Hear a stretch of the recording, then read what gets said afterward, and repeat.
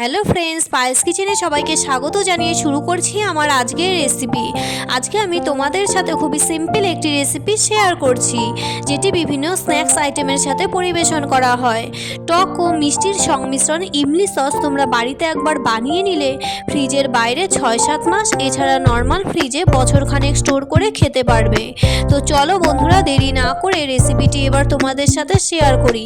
প্রথমে ইমলি সস বানানোর জন্য আমি কিছুটা খেজুরের বীজ ছাড়িয়ে নিয়েছি।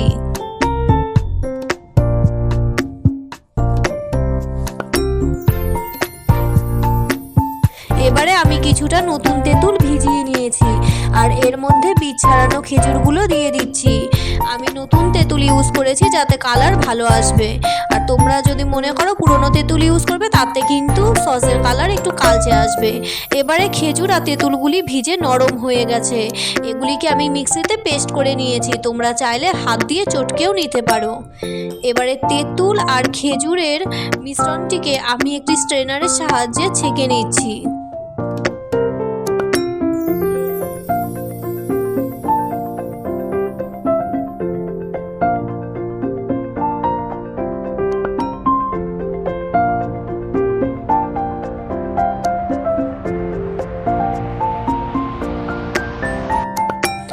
আমার কিন্তু ছেঁকে নেওয়া হয়ে গেছে।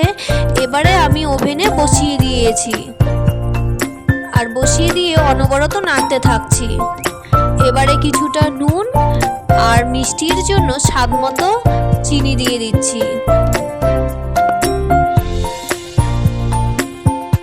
এই ইমলি সস বানাতে কিন্তু প্রায় অনেকটাই চিনি লেগে যায়।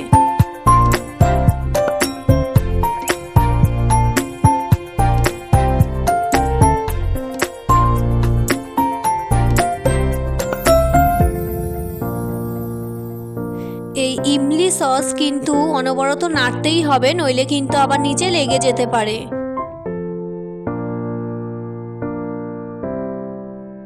আমি মিডিয়াম ফ্লেমে রেখে নাড়াচাড়া করছি।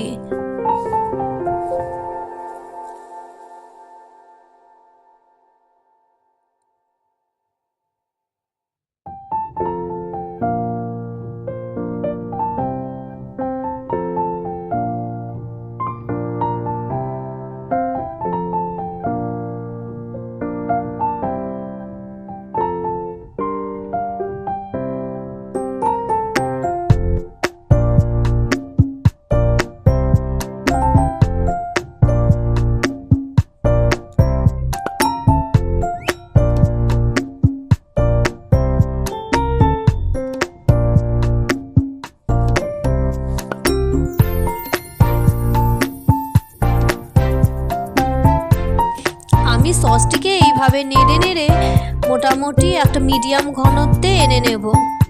খুব বেশি ঘনও করা যাবে না, খুব বেশি পাতলাও করা যাবে না। খুব বেশি ঘন রাখলে আবার ঠান্ডা হলে আরও বেশি ঘন হয়ে যাবে। তাই মিডিয়াম ঘন আর মিডিয়াম পাতলা রেখেই আমি নামিয়ে রাখবো।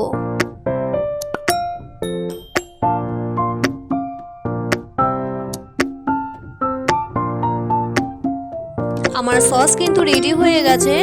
তো আমার আজকের এই সসের রেসিপি কেমন লাগলো অবশ্যই কমেন্টে জানিও। ভালো লাগলে লাইক ও শেয়ার করো আর আমার চ্যানেলটিকে সাবস্ক্রাইব করে দিও।